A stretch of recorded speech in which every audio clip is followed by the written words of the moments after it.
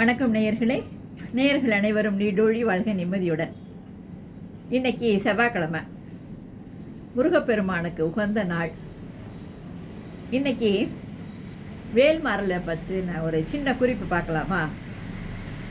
அதாவது 2-3 நேயர்கள் ஃபோன் மூலமாக அம்மா வேல்மாறல் தினம் பாராயணம் பண்ணணும்னு ஆசையாக இருக்குது, ஆனால் அது வார்த்தைகள்லாம் எங்களுக்கு படிக்க முடியல, குறைஞ்சது ஒரு 40 நிமிஷம் கூட ஆகிடுது, காலை வேலையில் எங்களால் முடியலை, அடுத்து நாங்கள் ஆஃபீஸெல்லாம் போக வேண்டியிருக்கு, அதனால் இதை இந்த வேல்மாறலை எப்படி சுருக்கமாக, அதாவது நம்ம படிக்கணும் தினம், ஆனால் அதனோட முழு பலனும் எங்களுக்கு கிடைக்கணும், அதுக்கு ஏதாவது ஒரு இது இருக்கா அப்படின்னு கேட்டாங்க.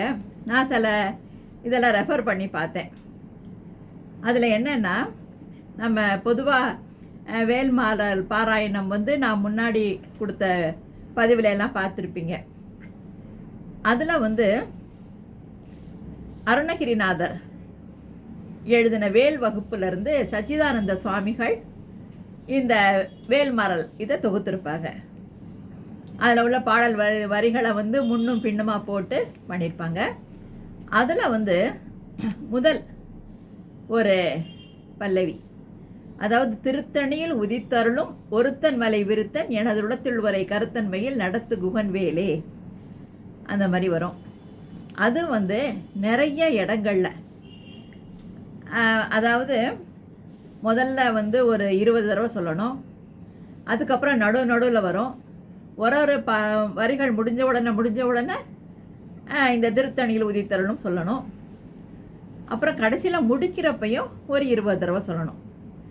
ஆக நம்ம கூட்டி பார்த்தோன்னா இந்த திருத்தணியில் உதித்தருளும் அந்த 3 லைனை 108 தடவை வரும் சொல்கிற மாதிரி. அந்த 108 தடவை சொன்னாதான் நமக்கு வேல்மாறலோட முழு பலனும் நமக்கு நல்லா கிடைக்கும். அது குறைஞ்சது ஒரு 48 நாள் பாராயணம் பண்ணணும். இதுக்கு நம்ம தினம் ஃபுல்லாக எல்லாத்தையும் தொகுத்து அப்படி சொல்ல முடியலைங்கிறவங்க இந்த வரிகளை மட்டும், அதாவது திருத்தணியில் உதித்தருளும் ஒருத்தன் மலை விருத்தன் எனதுளத்தில் வரை கருத்தன்மையில் நடத்து குகன் வேலே, திருத்தணியில் உதித்தருளும் ஒருத்தன் மலை விருத்தன் எனதுளத்தில் வரை கருத்தன்மையில் நடத்து குகன் வேலே, திருத்தணியில் உதித்தருளும் ஒருத்தன் மலை விருத்தன் எனதுளத்தில் வரை கருத்தன்மையில் நடத்து குகன் வேலே.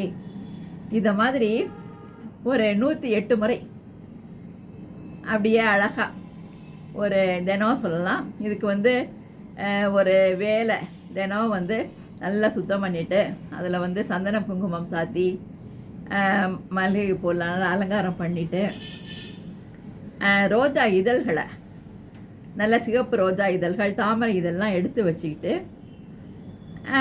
ஒரு 108 முறை அது அப்படியே அர்ச்சனை செஞ்சு போட்டு பண்ணலாம். இல்லாட்டா 108 காசுகள், வெள்ளி காசு கிடைக்குது இப்போ, அந்த மாதிரி கூட போட்டு பண்ணலாம். சிவந்த மலர்களால் அர்ச்சனை செய்கிறது ரொம்பவே விசேஷம். இது மாதிரி கூட 108 முறை சொல்லி நம்ம செய்கிறது ரொம்ப ஒரு மனசுக்கு ரொம்ப திருப்தியாக இருக்கும்.